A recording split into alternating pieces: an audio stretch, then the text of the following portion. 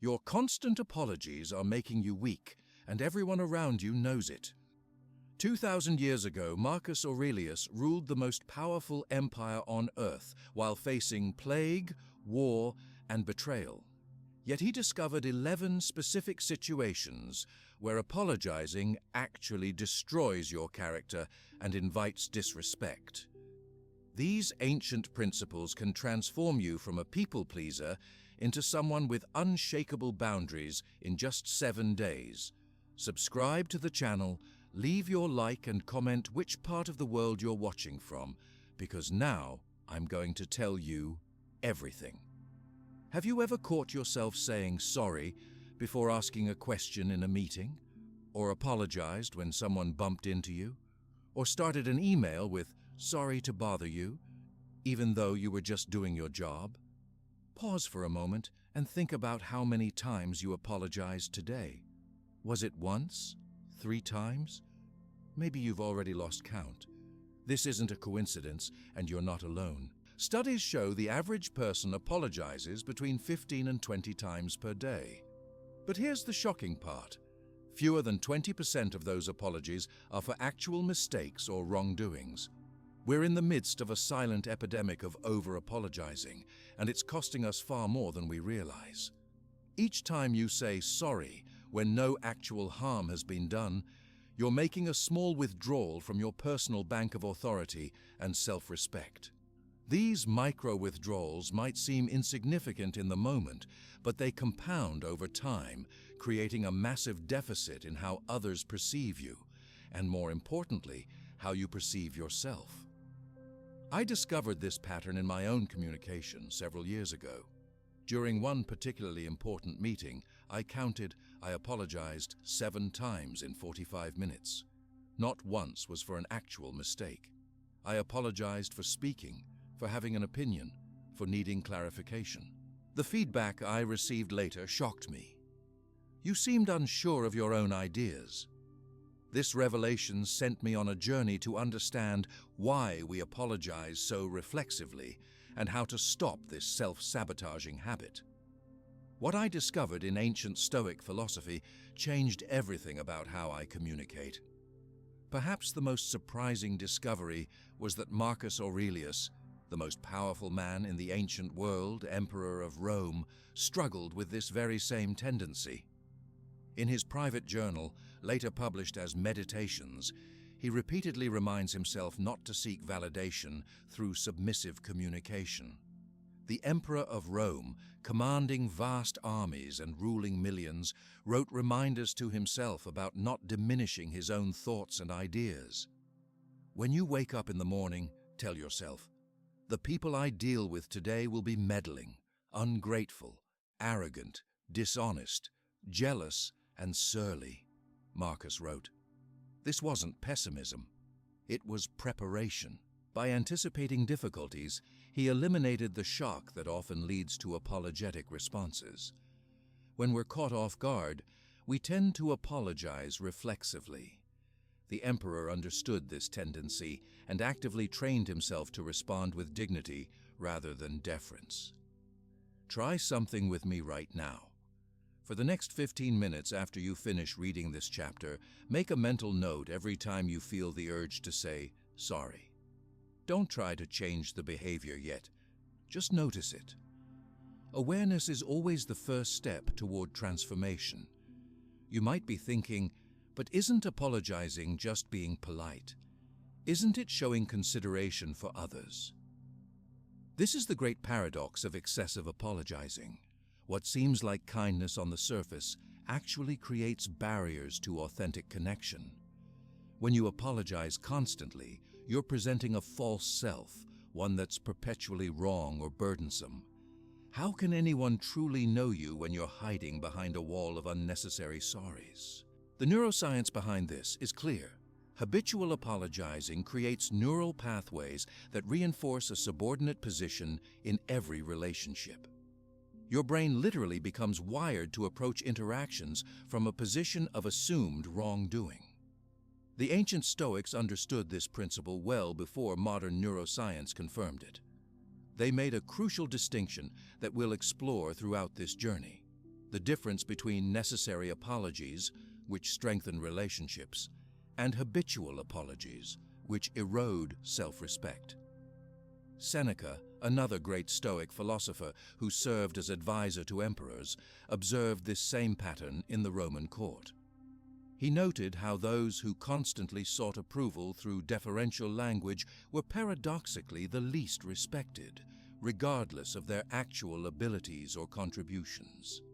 The person who has lived life completely, Seneca wrote, is prepared to die at any time. While this might seem unrelated to our topic, his point was profound. Living apologetically, constantly seeking permission to exist, is not living completely. For the next 24 hours, I want you to conduct a simple experiment. Notice not just when you apologize, but how others respond to your apologies. Do they acknowledge them, dismiss them, seem confused by them? The results might surprise you. Most excessive apologies aren't even registered by their recipients. They simply create a vague impression of insecurity. Let me share a transformative case study. A client of mine, a project manager at a technology company, tracked her apologies for 1 week. She discovered she was apologizing an average of 22 times per day, with only 3 of those being for actual mistakes. We worked together to eliminate the unnecessary apologies, replacing them with more confident language. Within 3 months, she was promoted to a leadership position that had previously been denied her. The feedback from her director was telling, "You've shown much more executive presence recently." Nothing had changed except her communication patterns. The promise of Stoic philosophy is both simple and profound.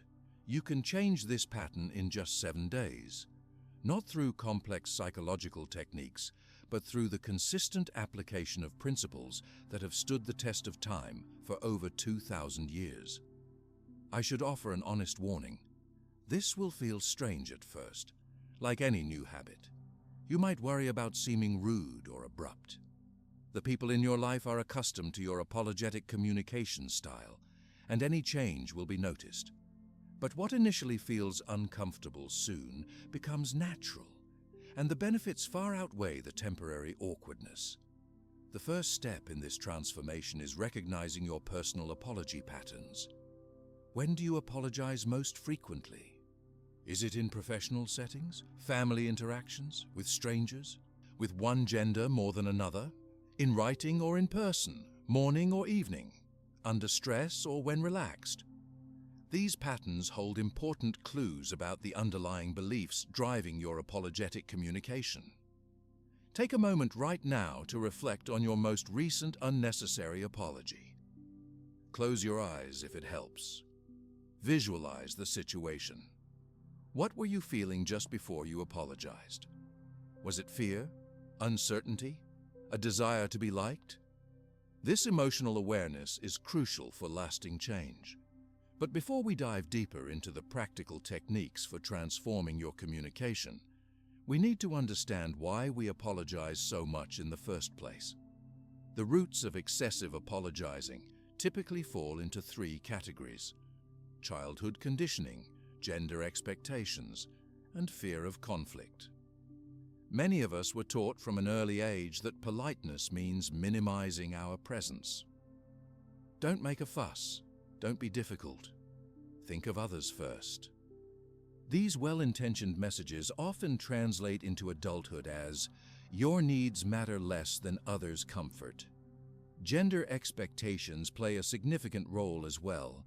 Studies consistently show that women apologize more frequently than men, not because men are less remorseful when they make mistakes, but because the threshold for what constitutes offensive behavior is much lower for women.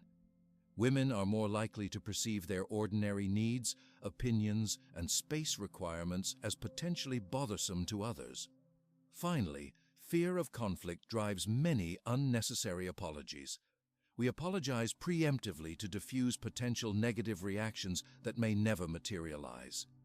Seneca addressed this directly. We suffer more in imagination than in reality. How many of your apologies are for actual harm versus anticipated disapproval? Understanding these roots doesn't mean blaming parents, society, or ourselves. The Stoics were practical philosophers who focused on what can be changed now, not on lamenting the past. As Marcus Aurelius wrote, "Waste no more time arguing about what a good person should be. Be one." This is precisely our approach. Rather than analyzing why you've developed this habit, we'll focus on the concrete steps to change it, starting today. The transformation begins with a simple but powerful distinction that reveals exactly when an apology strengthens your character and when it diminishes it. Picture yourself 1 week from today, approaching conversations with the steady confidence of someone who knows exactly when an apology is warranted and when it isn't. Imagine the respect this clarity commands, not through domination or indifference to others' feelings, but through the quiet strength that comes from genuine self-respect. This transformation isn't about becoming cold or uncaring. In fact, the Stoics valued genuine relationships above all else.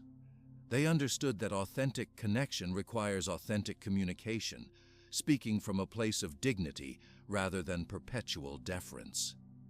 As we move forward, you'll discover 11 specific situations identified by Stoic wisdom where apologizing actively harms your character development and invites disrespect from others. For each, you'll receive concrete phrases to replace your apologies, mental frameworks that eliminate the urge to apologize, and daily practices you can implement starting in the next hour. The journey we're beginning isn't just about changing a few words in your vocabulary. It's about reclaiming your rightful place in every conversation, relationship, and interaction. It's about speaking with the confidence that comes from knowing your worth doesn't depend on constant validation or permission from others. But there exists a technique that Epictetus, a former slave who became more respected than many nobles, used to determine exactly when an apology is deserved and when it weakens your character. It's a simple distinction that will forever change how you communicate. The distinction that Epictetus made was simple yet revolutionary. While serving as a teacher in Rome after having spent years as a slave, he observed a pattern in human behavior that still plagues us today. He noticed that people were constantly apologizing for things completely beyond their control. This insight wasn't just philosophical musing, it was a practical observation about how we undermine our own dignity. Epictetus formalized this understanding into what modern Stoics call the dichotomy of control, a powerful framework for determining when an apology is warranted and when it diminishes your character unnecessarily. Imagine 2 circles drawn on a page. The first circle contains everything you can control: your thoughts, decisions, actions, and responses. The second circle contains everything beyond your control: other people's opinions, the weather, traffic, global events, and most outcomes. Epictetus taught that peace and personal power come from focusing exclusively on the first circle and accepting the second with equanimity. "Make the best use of what is in your power," he wrote, "and take the rest as it happens." When we apply this principle to our habit of apologizing, something remarkable happens. We realize that roughly 80% of our daily apologies are for things in the second circle, circumstances completely beyond our control. Think about that for a moment. We're apologizing for things we couldn't possibly have influenced, which is not just unnecessary, it's irrational. Let me ask you this. Have you apologized for the weather recently? "I'm sorry it's raining on our outdoor event." Have you apologized for traffic? "Sorry I'm late, the highway was backed up." Have you apologized for someone else's mood? "I'm sorry you're having a rough day." Take a moment right now to think about the last time you apologized. Was it for something within your control, your actions, decisions, or words? Or was it for something in the second circle, circumstances, other people's feelings, or random events? be completely honest with yourself. This distinction may seem subtle, but its implications are profound. When you apologize for things outside your control, you implicitly claim responsibility for the uncontrollable. This not only diminishes your credibility, how could you possibly control the weather, but also places you in an impossibly subordinate position in every interaction.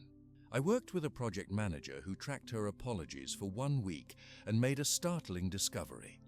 She was apologizing to her team an average of 14 times per day for vendor delays that were completely beyond her influence. Her team had unconsciously begun to associate her with failure, despite her excellent management of the controllable aspects of the project. We implemented a simple rule based on Stoic wisdom. Never apologize for anything outside your circle of control. Instead, we developed alternative responses that acknowledged reality without assuming inappropriate responsibility. The transformation was immediate. Instead of saying, "I'm sorry the vendor missed the deadline again," she began saying, "The vendor has missed their deadline. Here's how we'll adjust our timeline." Rather than, "I'm sorry about the budget cuts," she switched to, "Given the new budget constraints, these are our priorities." Within 3 weeks, her performance reviews noted a significant increase in leadership presence and decisive communication. Nothing had changed about her actual performance, only her language around circumstances beyond her control. The Stoic rule is clear. Reserve your apologies exclusively for matters within your control where you've genuinely fallen short of your own standards. For everything else, practice what I call reality acknowledgement, stating facts without assuming responsibility for them. Here are some practical substitutions you can begin using immediately. Instead of, "I'm sorry about the rain," say, "The rain changes our plans. Let's adapt." Instead of, "I'm sorry the traffic made me late," say, "Thank you for your patience. The traffic was heavy today." Instead of, "I'm sorry the meeting is running long," say, "I notice we're past our scheduled end time. Let's decide how to proceed." Notice how these alternatives maintain courtesy and consideration without falsely claiming control over the uncontrollable. They also position you as someone responding capably to reality rather than apologizing for it. Seneca, who served as advisor to Emperor Nero, a notoriously volatile ruler, mastered this distinction out of necessity. When facing unpredictable situations at court, he never apologized for circumstances beyond his control. Instead, he focused exclusively on his own decisions and actions, the only things truly within his power. During a financial crisis, Seneca didn't apologize for market conditions. Instead, he adapted his lifestyle and helped others do the same. His response demonstrated the core Stoic principle. We control our judgments and actions, not external events. This approach might initially feel uncomfortable if you're accustomed to apologizing reflexively. You might worry about seeming uncaring or abrupt. But consider this paradox. Taking responsibility only for what you can control actually increases your credibility and demonstrates greater respect for others' intelligence. When you apologize for rain, you're essentially treating the other person as if they can't understand basic causality, as if they might actually believe you control the weather. By acknowledging reality without apology, you're engaging with them as a rational equal who understands how the world works. Try this exercise right now. Think of 3 recent situations where you apologized for something outside your control. Rewrite each apology using the principle of reality acknowledgement. Say the new versions aloud. Notice how differently they feel in your body and how they position you in the interaction. The neuroscience behind this approach is fascinating. When you apologize for things outside your control, you activate your brain's stress response system. Your body literally experiences the physiological sensations of guilt and shame for circumstances you couldn't have influenced. Over time, this creates a neural association between external events and personal inadequacy. a connection that undermines your confidence in countless subtle ways. By contrast, when you practice reality acknowledgement, you engage the prefrontal cortex, the part of your brain responsible for rational assessment and problem solving. You remain calm, centered, and solution-focused, even amidst challenging circumstances. This cognitive shift doesn't just change how others perceive you. It fundamentally transforms how you experience challenges. The traffic jam that once triggered stress and unnecessary guilt becomes simply a neutral circumstance requiring adaptation. The rainstorm that prompted apologetic texts becomes merely a condition calling for a plan adjustment. I encourage you to practice this distinction daily for the next week. Each morning, remind yourself, I will apologize only for actions within my control where I've fallen short. For everything else, I will acknowledge reality without assuming responsibility. You might find it helpful to create a simple chart divided into 2 columns: my control and not my control. Throughout the day, when you feel the urge to apologize, quickly determine which column the situation belongs in. If it's in the second column, pause and rephrase. Let me share another example from my own experience. I used to begin troubleshooting technology issues with, "I'm sorry this isn't working." Now I say, let's identify what's happening here.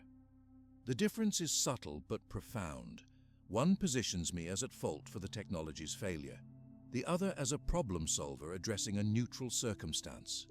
This distinction carries profound implications for your relationships as well. When you stop apologizing for things outside your control, you create space for more authentic connections. Your interactions become grounded in reality rather than unnecessary guilt or performative remorse. A client who implemented this practice in her marriage reported a surprising outcome. Her husband actually thanked her for stopping her constant apologies about household circumstances beyond her influence. "I feel like I'm finally seeing the real you," he told her, "not the person who thinks she needs to apologize for everything." The paradox of responsibility is one of the most powerful Stoic insights. By taking complete responsibility for what is truly yours, your judgments, decisions, and actions, while completely releasing responsibility for what isn't, everything else, you become both more accountable and more liberated simultaneously.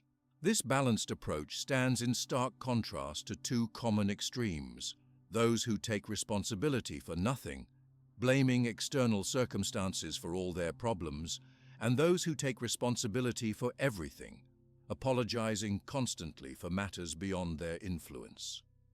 The Stoic stands in the middle, clear-eyed about the boundaries of personal control. As you move through the next 24 hours, I encourage you to become intensely aware of the boundary between what you control and what you don't. Each time you feel the urge to apologize, pause and ask, is this truly within my circle of control? If not, practice reality acknowledgement instead. The initial discomfort you might feel is simply the resistance of an old habit. Your brain has formed neural pathways connecting external events to personal responsibility. Creating new pathways requires repetition and conscious effort. The good news is that these new pathways strengthen quickly with practice. For additional support, try this simple physical anchor. When you catch yourself about to apologize for something outside your control, place your feet firmly on the ground and imagine yourself standing in your circle of control. Not overstepping its boundaries, but fully occupying the space that is legitimately yours. Remember that this practice isn't about becoming cold or dismissive. Quite the opposite. It's about bringing greater clarity and authenticity to your interactions. You can acknowledge others' disappointment or frustration with circumstances without falsely claiming responsibility for them. When a meeting starts late due to technical difficulties, instead of saying, "I'm sorry about the delay," try, "Thank you for your patience as we resolve these technical issues." The difference may seem semantic, but it fundamentally shifts the dynamic from one of fault to one of shared reality navigation. This principle extends to email communication as well. Review your sent messages from the past few days. How often did you begin with "sorry for," followed by something outside your control? Make a commitment to eliminate these unnecessary apologies from your written communication. The liberation that comes from this single distinction can be immediate and profound.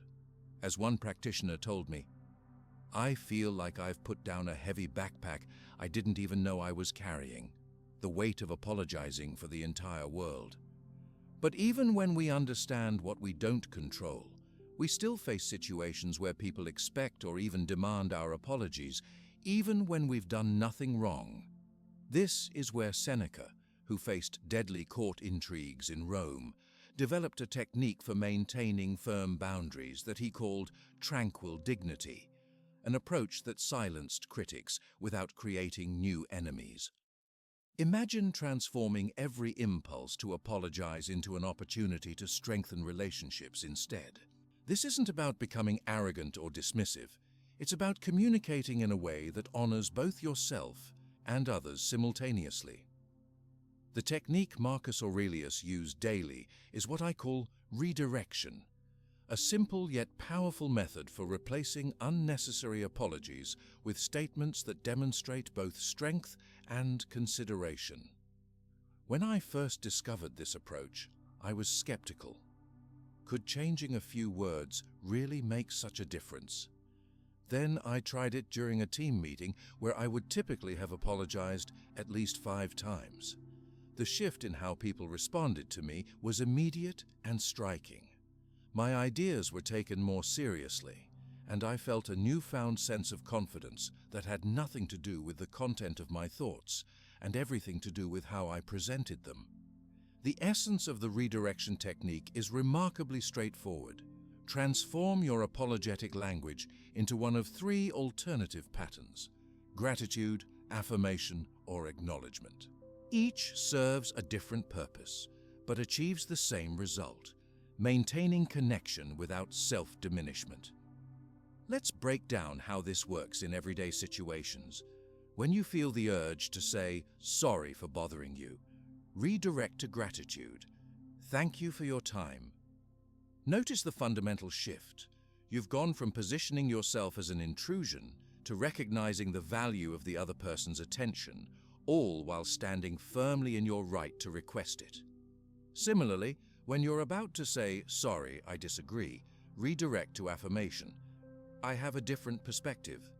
The first phrase undermines your viewpoint before you've even expressed it. The second presents your thought as equally valid, which it absolutely is. And when you're tempted to say "sorry, I'm late," redirect to acknowledgement. "Thank you for your patience." This subtle shift acknowledges the situation without diminishing yourself, while simultaneously appreciating the other person's understanding. Try this right now. Think of the 3 phrases you most commonly apologize with. Maybe it's "sorry to interrupt," or "sorry for the confusion," or "sorry to ask this question." Now, rewrite each using one of the 3 redirection patterns. Say both versions aloud and notice how differently they feel in your body.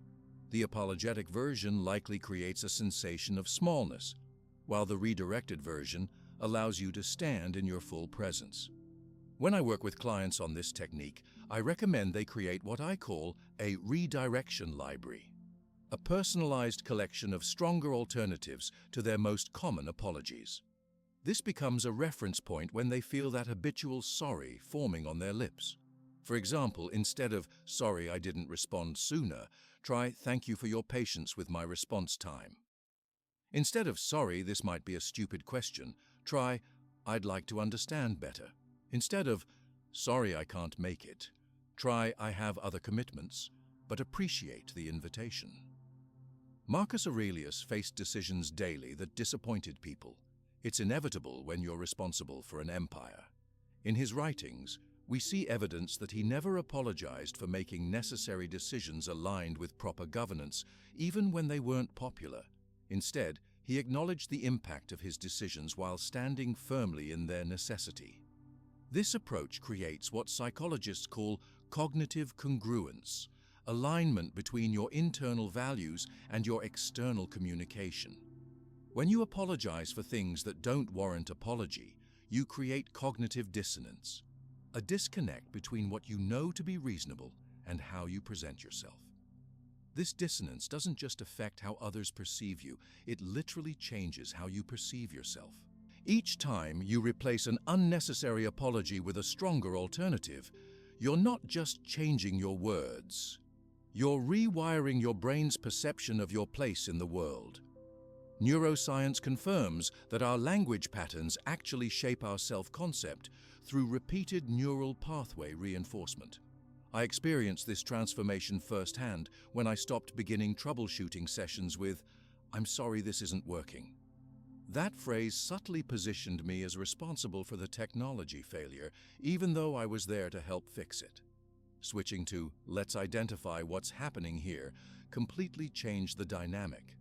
I was immediately perceived as more authoritative, and my stress level decreased significantly. The psychological impact of this shift extends beyond individual interactions. When you consistently redirect apologies to stronger alternatives, you gradually transform your overall presence in the world. People begin responding to you differently because you're presenting yourself differently, not through manipulation or aggression, but through simple linguistic clarity. Let me share a powerful example. A professional I worked with constantly apologized before speaking in meetings. Her intelligence and insights were exceptional, but her habitual, "Sorry, I just wanted to add," undermined her contributions before she even made them. We created a personalized redirection library for her most common apologies. Instead of "Sorry to interrupt," she practiced saying, "I'd like to build on that point." Instead of "Sorry, I might be wrong, but," she switched to "From my perspective." Instead of "Sorry to bring this up," she began using "I think it's important we consider." Within 3 weeks, she received feedback from her manager about her increased confidence and stronger presence in meetings.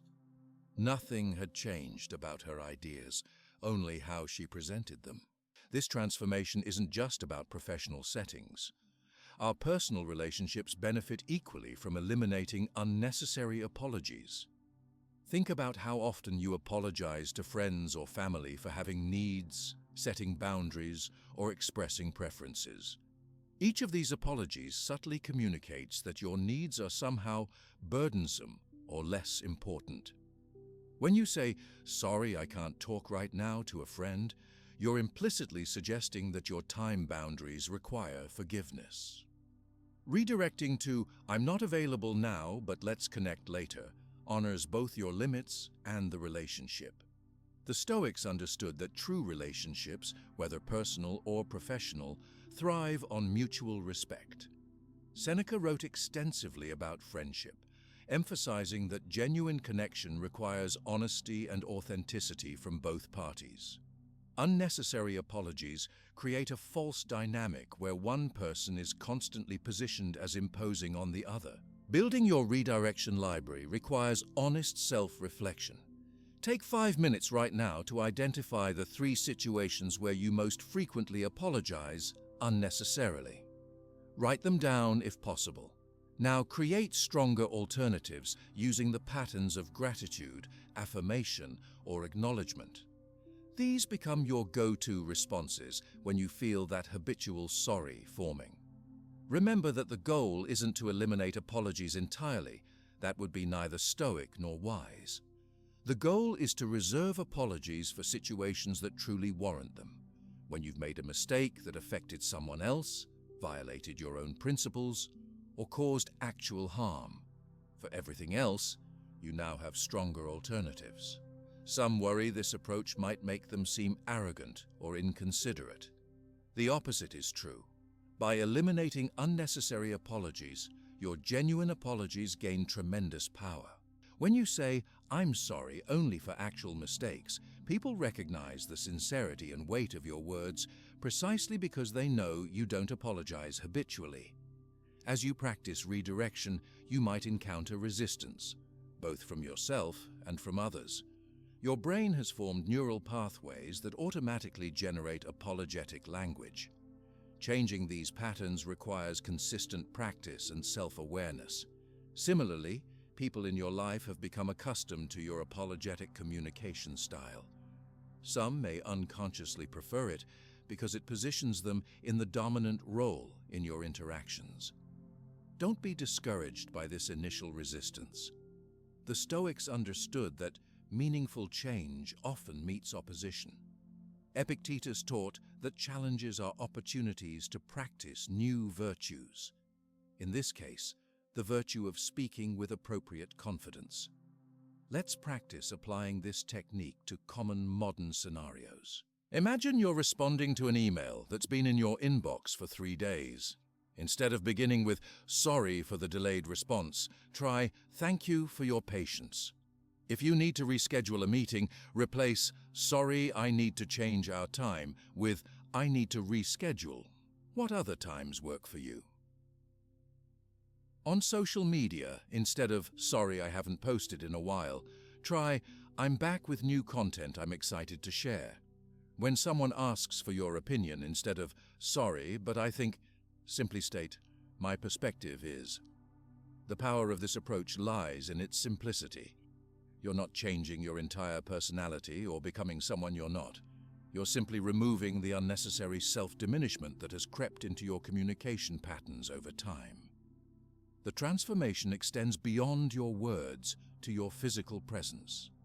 Unnecessary apologies often come with diminishing body language, hunched shoulders, lowered gaze, and a smaller physical footprint. As you eliminate verbal self-diminishment, you'll likely notice your body naturally expanding into its rightful space. Your posture improves, your gestures become more definitive, and you maintain eye contact more consistently. This mind-body connection works in both directions. You can actually accelerate your verbal transformation by consciously adjusting your physical presence. Before entering a situation where you typically apologize, take a moment to stand in what social psychologists call a power pose. Feet firmly planted, shoulders back, head held high. Maintain this posture for just 60 seconds while breathing deeply.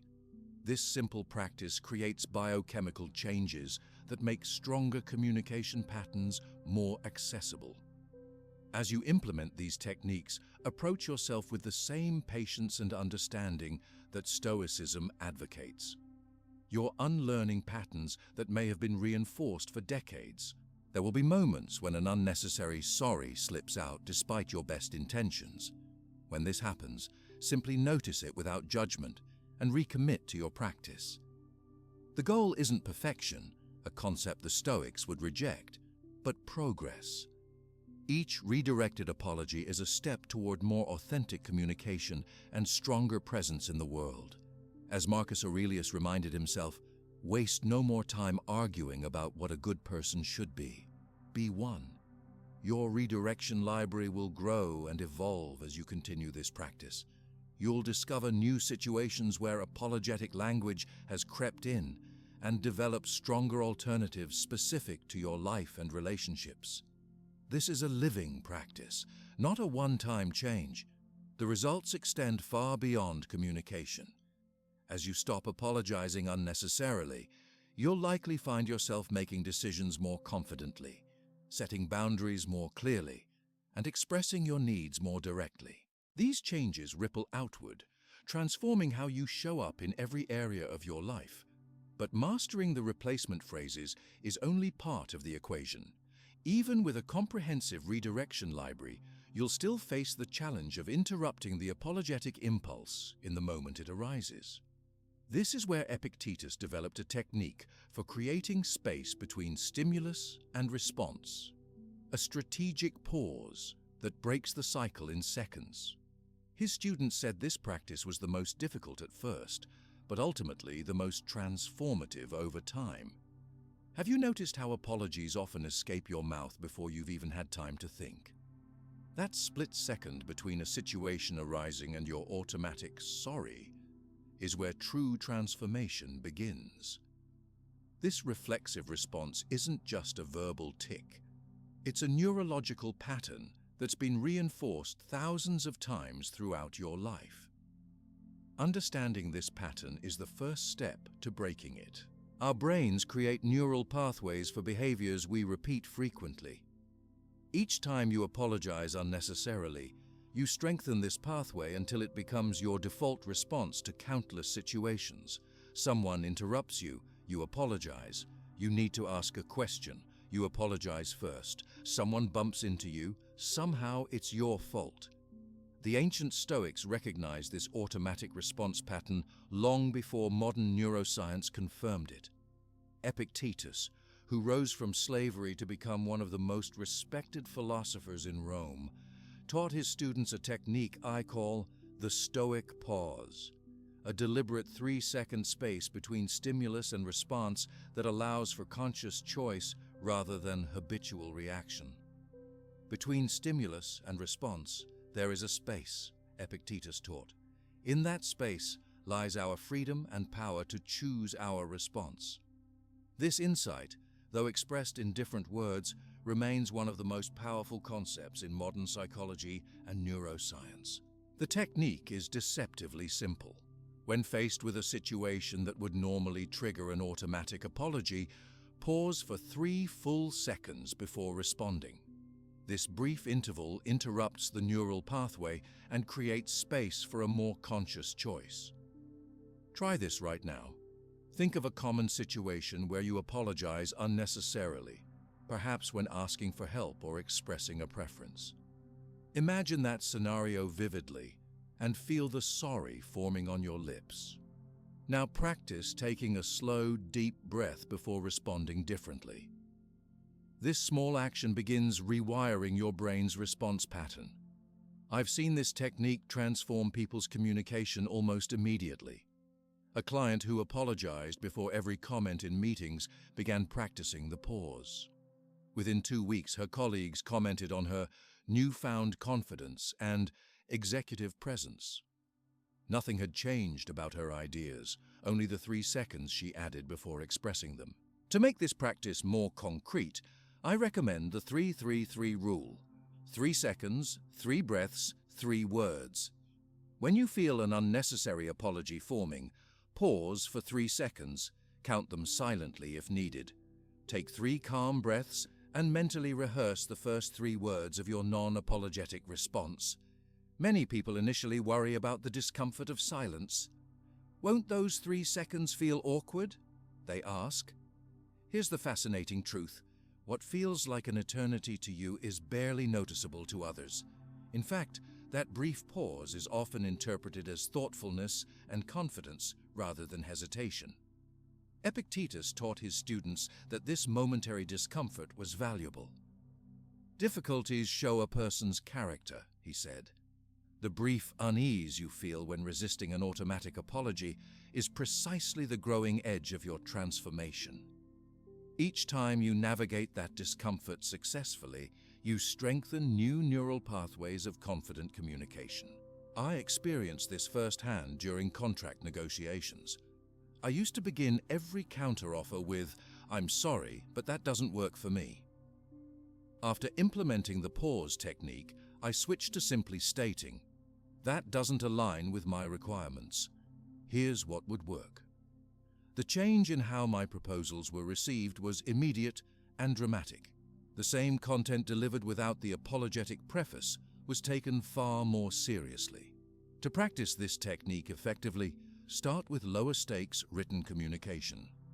Before sending emails or messages, review them for unnecessary apologies. Apply the pause, then rewrite without the sorry. Once this feels comfortable, progress to phone conversations, then in-person interactions. The neural science behind this approach is compelling. When you pause before responding, you activate your prefrontal cortex, the brain region responsible for executive function and conscious decision-making. This momentarily overrides the automatic response generated by the amygdala, your brain's threat detection system that often triggers apologetic behavior as a safety mechanism. Each time you successfully interrupt the apology habit through pausing, you weaken the original neural pathway and strengthen the new one. Neuroscientists call this self-directed neuroplasticity, your deliberate reshaping of brain patterns through conscious practice. What's particularly powerful about the pause technique is that it creates a visible marker for your transformation. You'll begin to notice the pause becoming more natural and the non-apologetic responses flowing more easily. This provides immediate feedback that your brain is creating new pathways. One effective way to strengthen this practice is through what I call a mental marker, a physical object or sensation that reminds you to pause. Some clients touch their thumb and forefinger together as a subtle reminder. Others visualize a stop sign. Still others feel their feet connecting firmly with the ground. Find what works for you, a quick, unobtrusive anchor that signals pause before apologizing. The discomfort you may feel during these pauses is worth examining. Many of us apologize reflexively because we've been conditioned to believe that taking up space with our needs, opinions, or even our physical presence requires preemptive forgiveness. The pause challenges this belief directly by asserting your right to exist fully in each interaction. The greatest obstacle to living is expectancy, wrote Seneca, which depends on tomorrow and wastes today. In our context, this means the fear of negative reactions. Expectancy prevents authentic communication in the present moment. The pause technique directly addresses this obstacle by interrupting the fear response. As you practice the pause in everyday interactions, you'll notice an interesting shift. Not only do your verbal responses change, but your physical presence transforms as well. Without the diminishment of unnecessary apologies, your posture naturally becomes more upright, your gestures more definitive, and your voice more resonant. Let me guide you through a progressive implementation of this technique. Day 1. Practice the pause with written communication only. Before sending any message, apply the 3-second pause and review for apologetic language. Day 2. Extend the practice to phone conversations or video calls where the stakes feel slightly higher, but you still have some distance. Day 3. Implement the pause in person with people you trust, friends or supportive colleagues who won't be destabilized by your changing communication pattern. Day 4. Apply the technique in more challenging professional contexts, like meetings or presentations. By day 5, you'll likely notice the pause becoming more natural and requiring less conscious effort. This is the beginning of your new neural pathway becoming established. One client who implemented this progression reported an unexpected benefit. The pause doesn't just stop me from apologizing. It makes everything I say more intentional. I'm now responding thoughtfully rather than reactively in all my communication. What makes this technique particularly powerful is its simplicity. You don't need special equipment, extensive training, or ideal conditions to practice it. The pause is available to you in any interaction, at any moment. As Marcus Aurelius would remind us, you have power over your mind, not outside events. Realize this, and you will find strength. The pause creates space not just between stimulus and apologetic response, but between you and the habitual patterns that have been diminishing your presence. In that space, you reclaim your power to communicate from strength rather than perceived inadequacy. As you continue practicing, you might encounter situations that feel particularly challenging, high-pressure interactions where the apologetic reflex is especially strong. This is where the Stoic concept of premeditatio malorum, premeditation of difficulties, becomes valuable.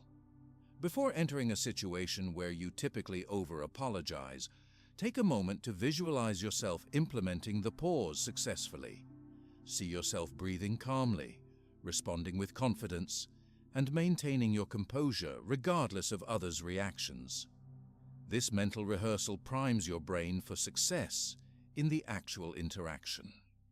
First, say to yourself what you would be, instructed Epictetus, and then do what you have to do. By visualizing yourself as someone who communicates without unnecessary apologies, you prepare your mind to embody that reality. The transformation this technique creates extends beyond individual interactions. Many practitioners report a general sense of increased confidence that permeates all areas of their lives. The awareness cultivated through the pause practice transfers to other habitual responses, creating greater intentionality in everything from emotional reactions to decision-making. You might wonder about potential resistance from others as you change your communication pattern. Some people in your life may have grown accustomed to your apologetic style and might initially find your more direct approach jarring. Remember that this resistance doesn't indicate you're doing something wrong, quite the opposite. It signals that you're making a meaningful change that's noticeable to others. The Stoics understood that meaningful growth often creates friction. "If you want to improve," said Epictetus, "be content to be thought foolish and stupid." While your more confident communication won't make you appear foolish, it may temporarily disrupt others' expectations. This disruption is both inevitable and valuable. As you continue practicing the pause technique, you'll develop an increasingly refined sense of when an apology is genuinely warranted versus when it's merely habitual. This discernment is the ultimate goal, not eliminating apologies entirely, but reserving them for situations that truly call for accountability. Remember that this practice, like all Stoic exercises, is progressive. You'll have days of remarkable clarity followed by moments of reverting to old patterns. The Stoics understood that progress comes through consistent practice, not perfection. As Epictetus said, "Practice yourself, for heaven's sake, in little things, and thence proceed to greater." The pause technique lays the foundation for all the other communication practices we'll explore. Without this fundamental ability to create space between stimulus and response, even the most eloquent alternative phrases will remain inaccessible in the moment of interaction. Mastery of the pause is particularly valuable for high-pressure situations, job interviews, difficult conversations, public speaking, where the apologetic reflex is strongest. By implementing this technique consistently in everyday interactions, you build the mental muscle needed for these more challenging contexts. But even with this powerful tool, we still face situations where people expect or even demand our apologies, even when we've done nothing wrong. This is where Seneca, who faced deadly court intrigues in Rome, developed a technique for maintaining firm boundaries that he called tranquil dignity, an approach that silenced critics without creating new enemies. You know that feeling when someone tries to make you feel guilty for not meeting their expectations? That uncomfortable pressure to apologize for something that aligns perfectly with your values or boundaries? This is where most of us falter, surrendering our dignity for temporary peace. But the Stoics, particularly Seneca, mastered the art of standing firm without creating unnecessary conflict. Seneca faced this challenge at the highest stakes imaginable. As advisor to Emperor Nero, one of history's most volatile rulers, he navigated daily situations where refusing demands could mean death. Yet in his writings, we see a man who maintained what I call tranquil dignity, the ability to acknowledge others' feelings without abandoning his principles. "We suffer more in imagination than in reality," Seneca wrote. This insight is particularly relevant when we feel pressured to apologize for our legitimate boundaries. The discomfort we anticipate, disapproval, conflict, rejection, is typically far worse than what actually happens when we stand firm with calm respect. The modern dilemma we face is remarkably similar, just with lower stakes. When you decline a social invitation to preserve your mental health, there's pressure to apologize profusely.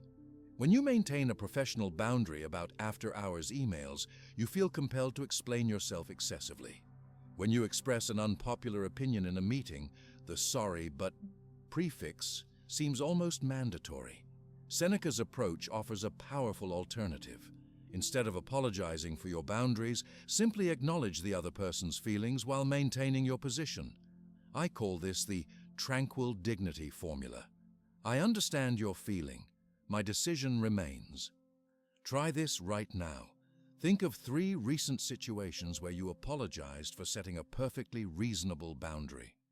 Maybe you said no to an additional project when you were already overloaded. Perhaps you declined a social invitation when you needed rest. Or maybe you stated a preference that disappointed someone else. Write these situations down if you can.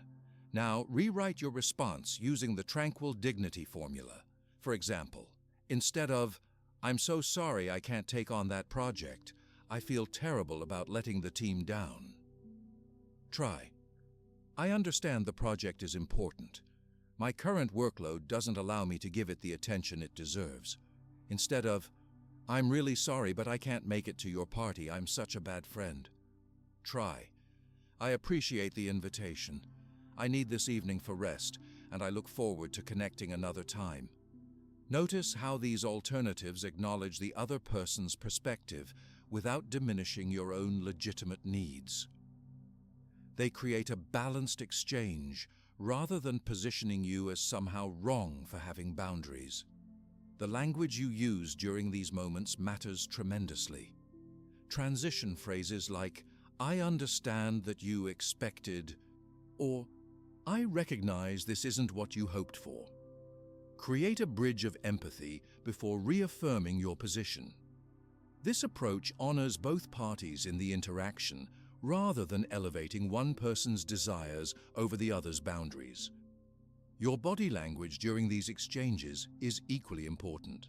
The physical embodiment of tranquil dignity includes maintaining an upright but relaxed posture, steady, comfortable eye contact, a calm, measured tone of voice, deliberate pacing of your words, hands visible and still rather than fidgeting. Practice this posture right now. Sit or stand with your spine straight but not rigid, shoulders relaxed, and imagine stating a boundary clearly without apology. Feel the difference between this posture and the slightly hunched, tentative position we often adopt when apologizing unnecessarily. I worked with a professional who struggled with a particularly demanding client who regularly expected immediate responses at all hours. She had fallen into a pattern of apologizing profusely whenever she maintained normal working hours. We implemented the tranquil dignity approach, and she began responding with, "I understand you're eager for a response. I'll address this during my working hours tomorrow." No apology, just clear acknowledgement and a firm boundary. The results surprised her. After an initial period of increased pressure, as the client tested the new boundary, the relationship actually improved. The client began showing more respect for her time and made fewer urgent demands. What's most interesting is that the client later commented that he appreciated her professionalism, the very quality she feared she was compromising by not apologizing. This reveals the paradox of boundaries. Relationships often grow stronger through clear limits rather than endless accommodation. Think about the people you most respect. Do they apologize constantly for their boundaries, or do they maintain them with calm confidence? Marcus Aurelius understood this paradox well. As emperor, he made countless decisions that disappointed people, yet were necessary for the greater good. In Meditations, he reminds himself, "If it is not right, do not do it. If it is not true, do not say it." Notice there's no mention of apologizing for doing what's right or speaking truth. When you apologize for your boundaries, you implicitly suggest there's something wrong with having them. This undermines not just the current boundary, but all future ones as well. Each unnecessary apology trains others to expect your compliance rather than your authentic choices. The difference between empathy and concession is crucial here. Empathy means understanding another's feelings. Concession means abandoning your position because of those feelings. The Stoic approach embraces empathy while avoiding unnecessary concession. If you find yourself struggling to maintain boundaries without apologizing, try what I call the mirror technique. When faced with pressure to apologize for a reasonable boundary, ask yourself, if my best friend told me they were in this exact situation, what would I advise them? We're often much clearer about others' right to have boundaries than our own. For example, if your friend told you they were apologizing for not checking work emails during their vacation, you'd likely tell them that's unnecessary. Yet when we're in that position ourselves, the apology feels almost mandatory. The mirror technique helps close this gap between what we know is reasonable and how we actually behave. Preparing for negative reactions is an essential part of maintaining boundaries with dignity. Some people will test your new unapologetic boundaries, not because you're doing anything wrong, but because they've grown accustomed to your previous pattern of accommodation. Epictetus offered wisdom for these moments. When someone is properly grounded in life, they shouldn't have to look outside themselves for approval. This doesn't mean being indifferent to others, but rather being secure enough in your principles that temporary disapproval doesn't shake you. When someone pushes back against your boundary, resist the urge to over-explain or justify. The Stoics valued what I call strategic silence, the power of stating your position once, clearly, and then stopping. Additional explanations often invite debate rather than understanding. For instance, when declining an invitation, "Thank you for thinking of me. I won't be able to attend," is complete. Adding multiple reasons why creates openings for the other person to problem-solve your objections rather than accept your decision. Practice this approach gradually, starting with lower-stakes situations. Perhaps begin with boundaries around your time with acquaintances before tackling more challenging boundaries with close family or demanding colleagues.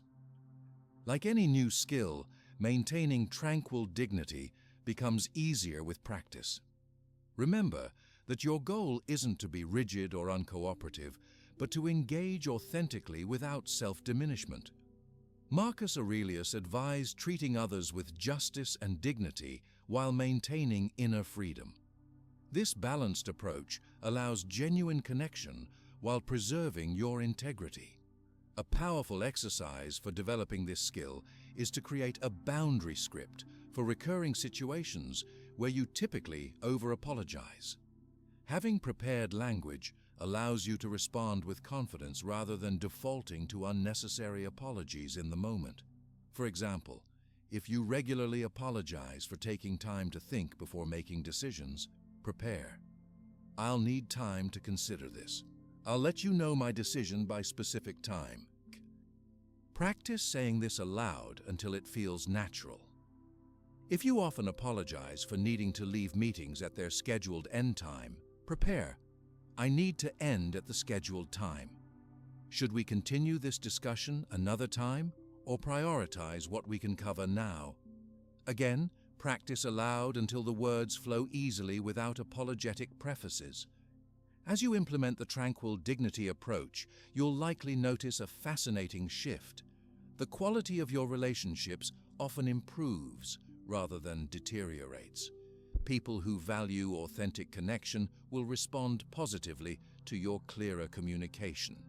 Those who preferred your apologetic style may initially push back, but usually adjust to the new dynamic. The Stoics understood something profound about human psychology. We tend to value what maintains its inherent worth.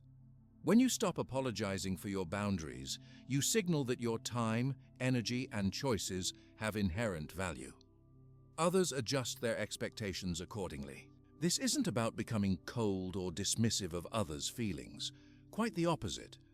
By eliminating unnecessary apologies, your genuine concern becomes more meaningful. When you say, "I understand you're disappointed," without following it with self-deprecation, the acknowledgement actually carries more weight. Think of your personal boundaries as the foundation of a house. Each unnecessary apology removes a brick, slowly compromising the entire structure. By maintaining boundaries with tranquil dignity, you're not just changing your words, you're rebuilding the foundation of how you relate to yourself and others. The transformation takes time and practice, But the results extend far beyond eliminating a few apologetic phrases. People who master this approach report feeling more authentic in all their interactions, making decisions with greater clarity, and experiencing significantly less anxiety about others' expectations. As Epictetus taught, make the best use of what is in your power and take the rest as it happens. Your words and boundaries are within your power. Others' reactions are not. This distinction liberates you from the impossible task of managing everyone's feelings through constant apologies. Remember that maintaining boundaries isn't selfish. It's necessary for sustainable relationships and effective contribution. Even Seneca, known for his service to others, wrote, "No one can live happily who has regard for himself alone and transforms everything into a question of his own utility." True service requires sustainable boundaries, not endless accommodation. Maintaining boundaries with tranquil dignity is a daily practice, not a one-time achievement. You'll have moments of clarity and strength followed by instances where the old apologetic patterns resurface. The Stoics would view these fluctuations as natural rather than failures. Each recognition of an unnecessary apology is progress, even if it comes after the fact. But what if we could prevent these boundary challenges before they occur? Marcus Aurelius used a technique that I call anticipatory preparation, a method that eliminates 90% of situations where you'd normally apologize before they even happen. Have you noticed how you apologize more when you're caught off guard? That moment when someone points out an issue and your immediate reaction is to stammer, "I'm sorry," even before you fully understand what happened. This isn't coincidental. It's a pattern the Stoics identified thousands of years ago. When we're surprised by a challenge, our brain's threat response activates, bypassing our rational thinking and jumping straight to appeasement. Marcus Aurelius understood this psychological mechanism and developed a powerful antidote. Each morning, before the demands of running an empire, he would sit down and mentally rehearse potential difficulties he might face during the day. This practice, which the Stoics called premeditatio malorum, or premeditation of evils, sounds pessimistic to our modern ears, but it's actually one of the most practical optimism tools ever developed. By anticipating challenges, you prepare your mind to respond with strength rather than reflexive apologies when these situations inevitably arise. Begin each day by telling yourself, "Today I shall meet with interference, ingratitude, insolence, disloyalty, ill will, and selfishness," Marcus wrote in his private journal. This wasn't about expecting the worst. It was about removing the element of surprise that triggers our apologetic reflexes. Think about your last week.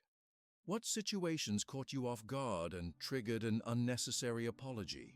Maybe your presentation had technical difficulties, a deadline got moved up, or someone criticized your work unexpectedly. In each case, the surprise element likely contributed to your apologetic response. The modern application of this ancient technique is surprisingly simple. Take 5 minutes each morning to visualize potential challenges in your day ahead. For important events like meetings, presentations, or difficult conversations, mentally rehearse how you'll respond with confidence, rather than apologies when things don't go perfectly. Try this right now. Close your eyes for just 30 seconds and imagine an upcoming situation that might normally trigger your apologetic reflex. Perhaps it's a meeting where you need to present information that might be questioned, or a conversation where you need to maintain a boundary. See yourself responding with calm confidence rather than unnecessary apologies. How did that feel? Different than your usual mental rehearsal, right? Most of us unconsciously practice the opposite. We imagine ourselves apologizing and accommodating rather than responding with appropriate strength. The neuroscience behind this approach is fascinating. When you mentally rehearse a confident response, you're actually creating neural pathways that make that response more accessible when you're in the actual situation. Your brain doesn't fully distinguish between vivid imagination and reality when forming these pathways. A recent study found that people who practiced just 5 minutes of scenario visualization before challenging interactions were 63% less likely to use apologetic language during those interactions. The difference wasn't in what happened during the meetings, it was in how prepared their minds were to respond. I worked with a public speaker who would apologize profusely whenever technical issues occurred during his presentations. We implemented the morning premeditation practice, where he would specifically visualize tech problems arising and himself responding with, "Let's resolve this," instead of, "I'm so sorry about this." Within 3 presentations, his entire approach to technical difficulties transformed. Audience feedback noted his impressive calm under pressure, a direct result of removing the surprise element. To make this practice concrete in your life, try creating what I call a premeditation list of the 5 most common triggers for your unnecessary apologies. For most people, these include 1. Being questioned or challenged in meetings. 2. Technology failures during important moments. 3. Having to say no to requests. 4. Needing to correct someone else's mistake. 5. Running late or missing a deadline.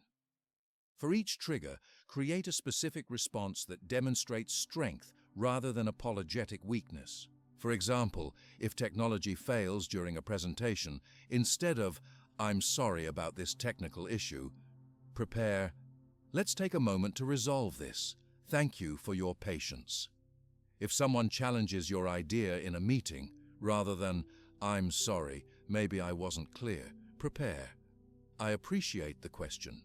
My reasoning is," the key is specificity. Vague preparations yield vague results.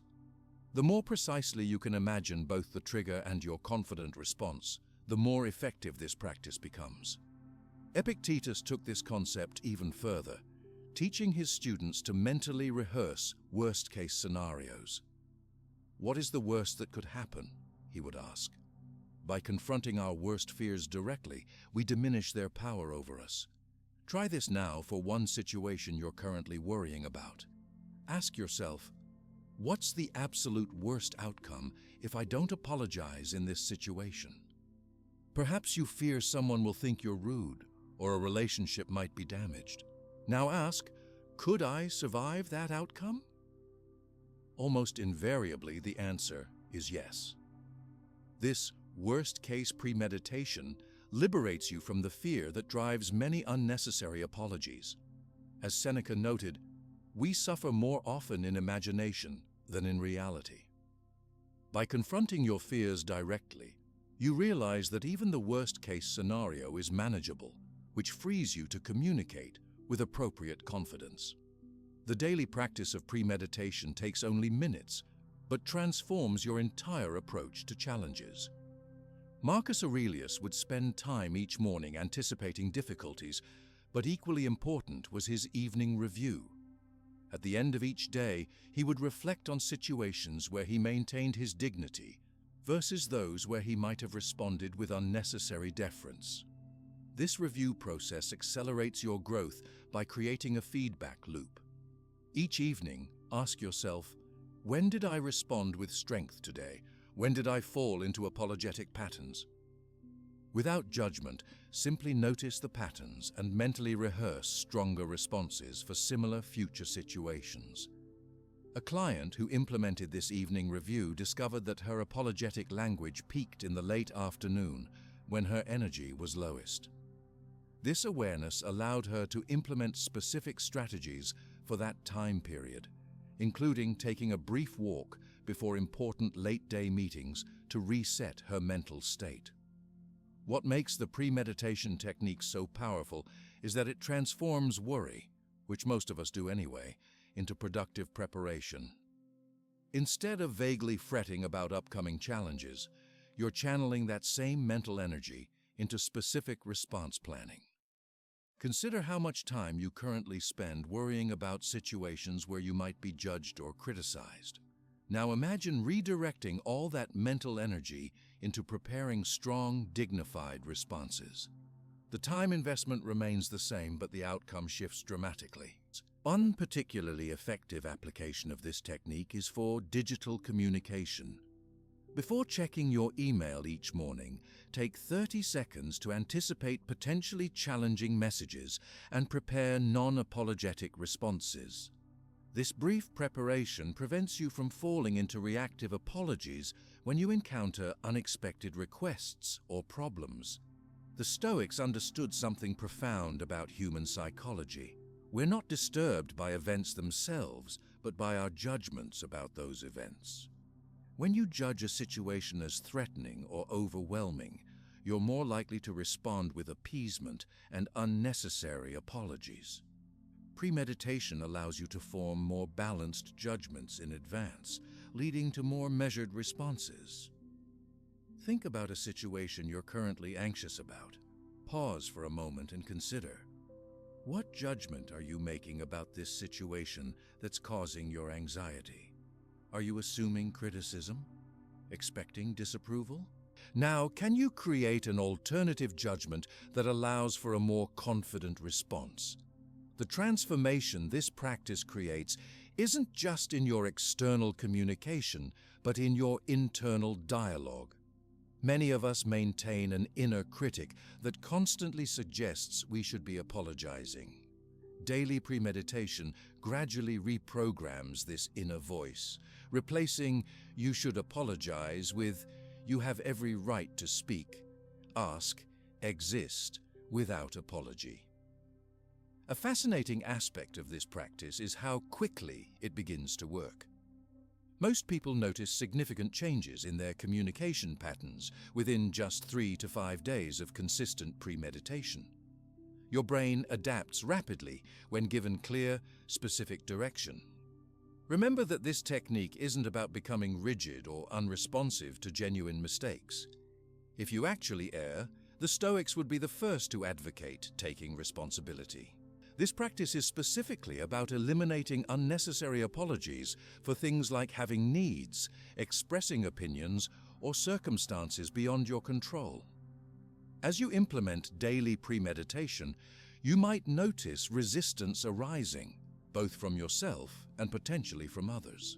Your brain has established comfort with apologetic patterns, and any change creates temporary discomfort. Similarly, some people in your life may have grown accustomed to your deferential communication style. The Stoics anticipated this resistance.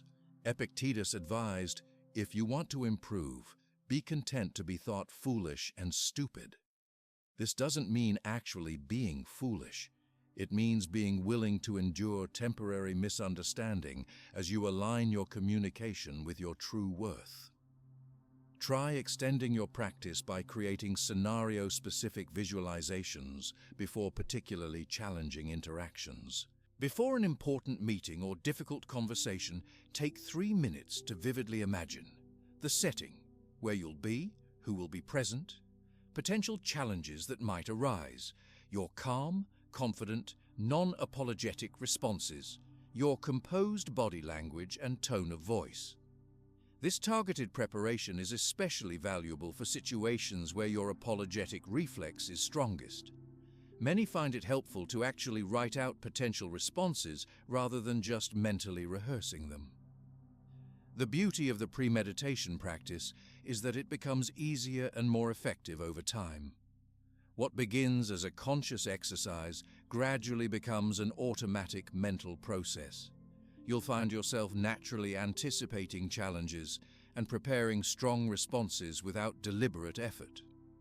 One participant in my workshop reported, "After 3 weeks of daily premeditation, I found myself responding confidently to a criticism that would have previously reduced me to a stream of apologies.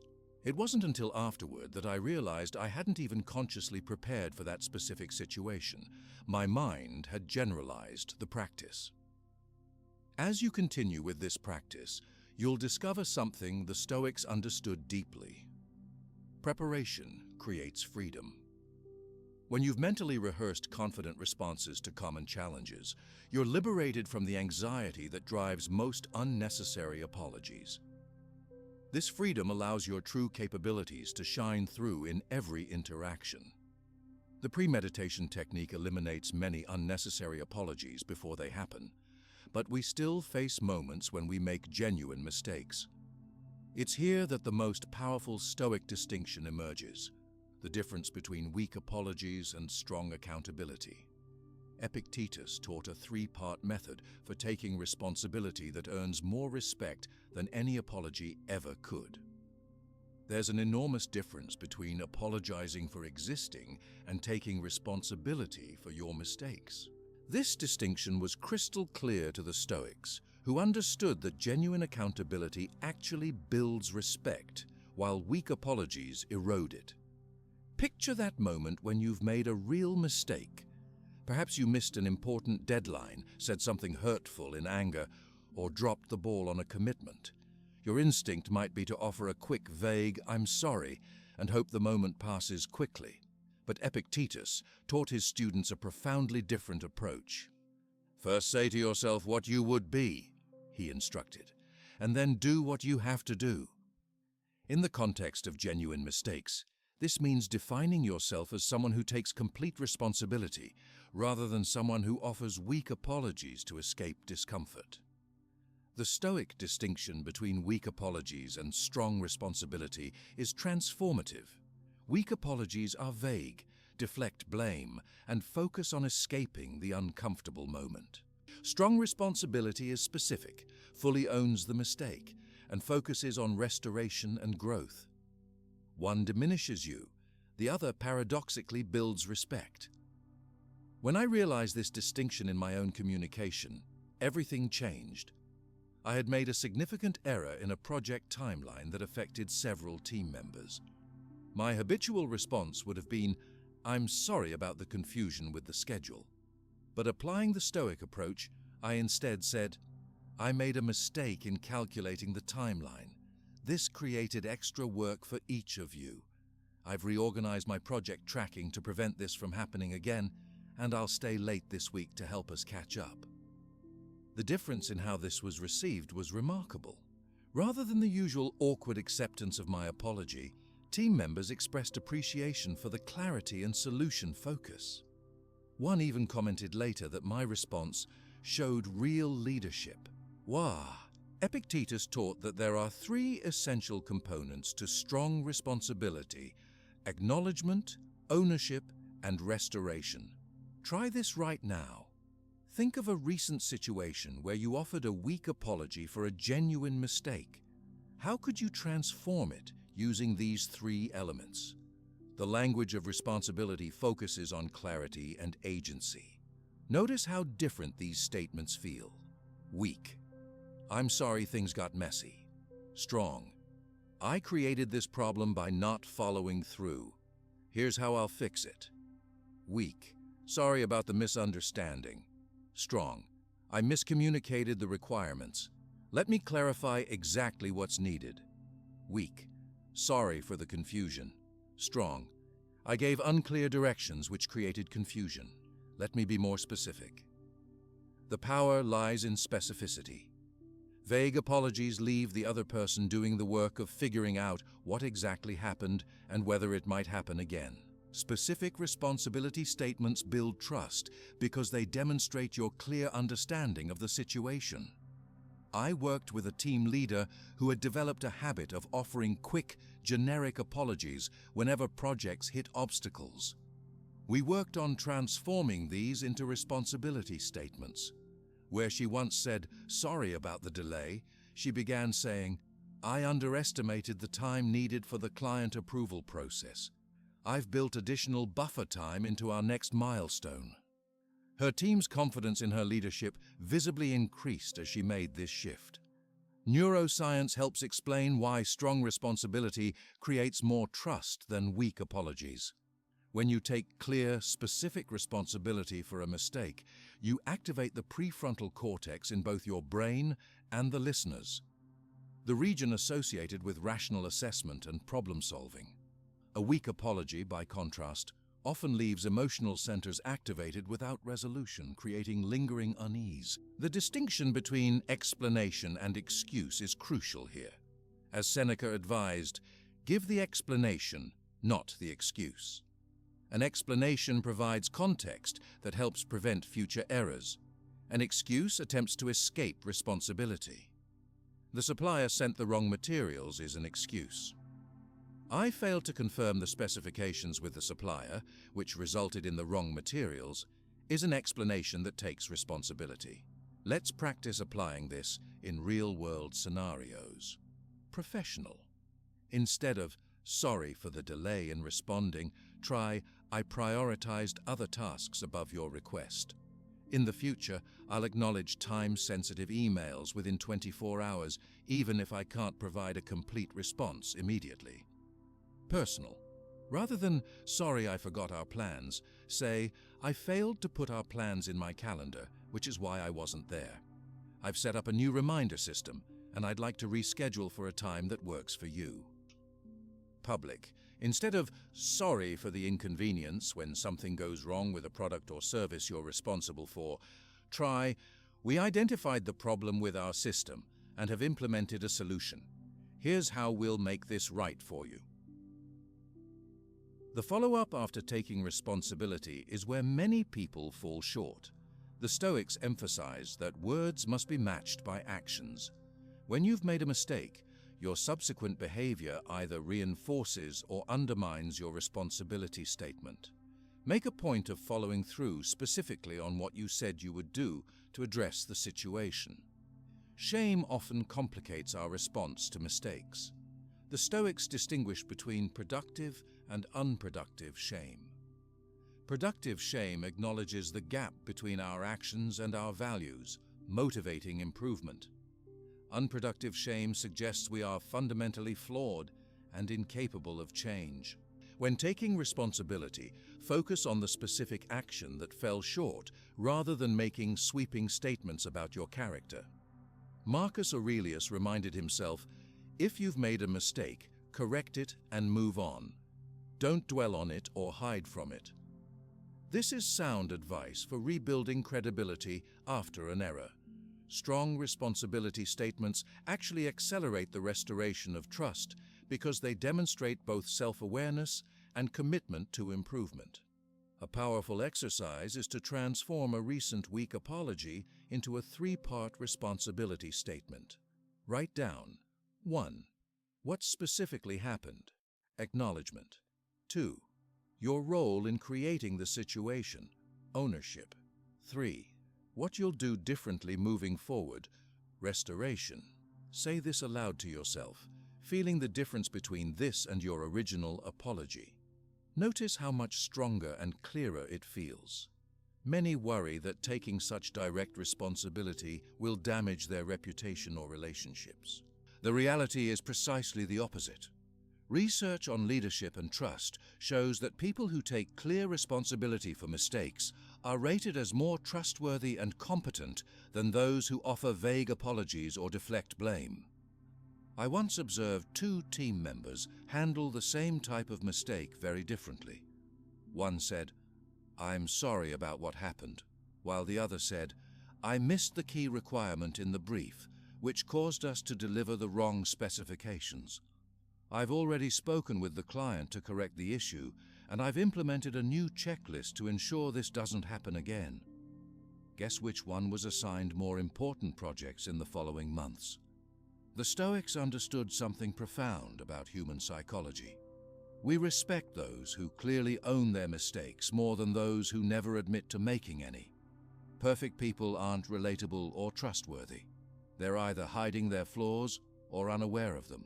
People who acknowledge specific failures while demonstrating commitment to growth inspire both confidence and connection. This approach transforms how you view your own mistakes as well. When you practice strong responsibility, you begin to see errors not as shameful failures, but as valuable data pointing toward improvement. This mindset shift creates greater resilience and willingness to take thoughtful risks, knowing that you can handle the outcome either way. Epictetus taught that our character is built through how we respond to challenges. "Circumstances don't make the man," he said. "They only reveal him to himself." Your response to mistakes reveals and shapes who you are. By choosing strong responsibility over weak apologies, you're not just changing your words, you're building a more courageous character. The recovery after taking responsibility follows a predictable pattern. Initially, there may be disappointment or frustration from others. As you demonstrate consistent follow-through on your commitments to do better, trust gradually rebuilds, often to a higher level than before the mistake, because you've now proven both your honesty and your capacity for growth. Some worry about taking responsibility in organizational cultures where blame is common. The Stoics would counsel courage here. Marcus Aurelius wrote, "The object of life is not to be on the side of the majority, but to escape finding oneself in the ranks of the insane." Being the one person who takes clear responsibility in a blame-shifting culture may feel vulnerable initially, but it typically earns unusual respect over time. Remember that taking responsibility isn't the same as taking all the blame in complex situations. The Stoic approach is about owning your specific contribution, not absorbing responsibility for elements beyond your control. Clarity about where your responsibility begins and ends is crucial. A helpful framework is what I call the 100% rule. Take 100% responsibility for your portion, not a percentage more or less. This maintains integrity while avoiding both evasion and martyrdom. The transformation from weak apologies to strong responsibility isn't instant. You'll have moments of reverting to old patterns, especially under pressure. The Stoics understood this reality of human growth. Seneca wrote, "Sometimes even to live is an act of courage." When you fall back into weak apologies, simply notice it, correct course, and continue practicing. The ultimate measure of this transformation is how you feel after addressing a mistake. Weak apologies typically leave you feeling diminished and anxious about lingering negative perceptions.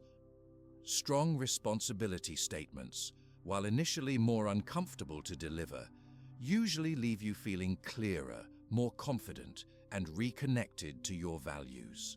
As you practice this approach, you'll discover what Epictetus meant when he said, "Make the best use of what is in your power, and take the rest as it happens." Your response to mistakes is entirely within your power, while others' reactions are not.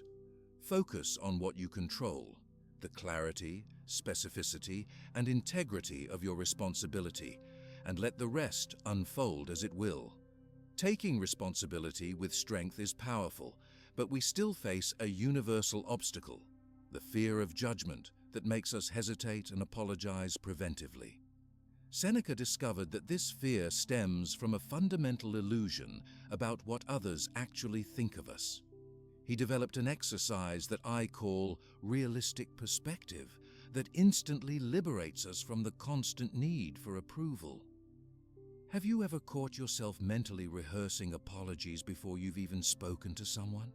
That anxious internal monologue where you're crafting elaborate explanations and "I'm sorries" for a conversation that hasn't even happened yet? This mental habit is exactly what Seneca identified as one of the most debilitating patterns in human psychology. "We suffer more often in imagination than in reality," Seneca wrote in his letters. This insight cuts straight to the heart of why we apologize excessively. It's not the actual judgment of others that prompts most of our apologies, it's our anticipation of judgment that may never materialize. Think about the last time you sent a message asking for something and began with, "Sorry to bother you." Did you actually know the person was bothered? Or were you apologizing for an offense that existed only in your imagination? This fear of judgment is the hidden engine behind most unnecessary apologies. We've developed an exaggerated sense of how much others are focusing on and judging our actions. The truth, as Seneca recognized, is that most people are far too preoccupied with their own concerns to spend significant time judging our every move. Try this eye-opening experiment right now. Estimate how long people typically think about a minor social mistake you've made. Most of us believe others dwell on our slip-ups for days. The reality? Research shows most people's attention to our minor errors lasts less than 30 seconds before their focus returns to their own lives. This distorted perception creates what I call the apologetic spiral. We anticipate negative judgment, apologize preemptively to avoid it, then interpret any neutral response as confirmation that the apology was necessary, reinforcing the cycle. The Stoic solution to this pattern is what I call the realistic perspective technique, a practical method for testing your fears against reality rather than remaining trapped in imagination. Here's how it works. When you feel the urge to apologize, ask yourself, what would actually happen if I didn't apologize in this situation? Be specific. Would the person actually think less of you? Would they even notice? Would any negative reaction last beyond the moment? In most cases, the realistic consequences are far less severe than what you've imagined.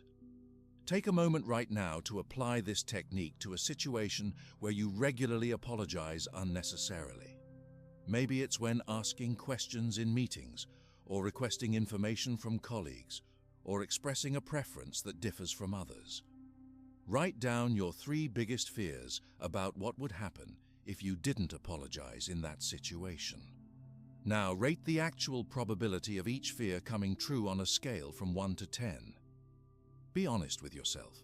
Most people discover their fears rank between 1 and 3 in actual likelihood. This simple reality check can immediately reduce the grip of anticipatory anxiety. Seneca himself faced this challenge on a much larger scale. As an advisor to Emperor Nero, he navigated a political environment where actual death could result from social missteps. Yet in his writings, we see him repeatedly questioning his own fears rather than being ruled by them. When faced with public criticism, instead of apologizing to appease his critics, he examined whether their opinions actually had merit, and often found they didn't. "The opinion of the masses is not worth considering," he wrote. Not from arrogance, but from the realistic assessment that most criticism stems from misunderstanding or others' insecurities rather than actual wrongdoing. This brings us to what the Stoics called the 3 circles of concern, a powerful framework for deciding whose opinions should influence your behavior. The first circle contains your own values and principles. The second contains the views of those you genuinely respect and who have your best interests at heart. The third contains the opinions of everyone else, acquaintances, strangers, society at large. The Stoic wisdom is clear. Give progressively less weight to each expanding circle. Your own values come first, trusted confidants second, and the general opinions of others a distant third. Yet most of our unnecessary apologies invert this hierarchy. We apologize most readily in response to the imagined judgments of people whose opinions should matter least. I worked with a professional who feared appearing arrogant if she didn't apologize before expressing her expertise. We applied the realistic perspective technique, examining what would actually happen if she simply stated her knowledge directly. She realized the negative judgment she feared existed almost entirely in her imagination. The transformation was remarkable. She began presenting her expertise clearly without apologetic prefaces. Not only did no one perceive her as arrogant, but her colleagues actually expressed greater confidence in her abilities. What she had interpreted as humility was actually being perceived as insecurity. A powerful practice for overcoming the fear of judgment is what the Stoics called the indifference meditation. Take 5 minutes right now to try this exercise. Close your eyes and imagine a situation where you typically apologize out of fear of judgment. Now, imagine proceeding without apology, speaking directly and with quiet confidence. Picture any negative reactions arising and then, crucially, see yourself continuing forward calmly, regardless of those reactions. This isn't about becoming insensitive to others. It's about recognizing that temporary disapproval is survivable and rarely as consequential as we imagine. As Marcus Aurelius reminded himself, how much more harmful are the consequences of anger and grief than the circumstances that arouse them? The paradox of respect is that we gain more of it by worrying less about it. When you communicate without unnecessary apologies, you signal that you value clarity and authenticity above constant approval. This approach attracts those who appreciate directness and filters out those who prefer manipulation through guilt or social pressure. Another powerful Stoic technique for overcoming the fear of judgment is what I call the impartial observer method. When unsure if an apology is warranted, imagine a fair-minded person observing the situation. Would they truly think you've done something requiring apology, or would they see a normal human interaction requiring no remorse? For example, if you're about to apologize for asking a question in a meeting, imagine how an impartial observer would view this. They'd likely see someone seeking clarification to do their job better, a perfectly reasonable action requiring no apology. Try applying this method daily. When you feel the impulse to apologize, pause and ask, would a fair-minded observer think an apology is necessary here? This creates crucial distance from your immediate fears and allows a more balanced assessment. Many of us have internalized a harsh inner critic that constantly suggests we should be apologizing. This voice isn't the authentic you, it's a composite of past criticisms, cultural expectations, and misinterpreted experiences. The Stoics advocated distinguishing between this habitual inner voice and your true rational assessment. A practical way to identify your apologetic triggers is keeping a judgment fear log for 1 week. Each time you feel the urge to apologize unnecessarily, note 1. The situation. 2.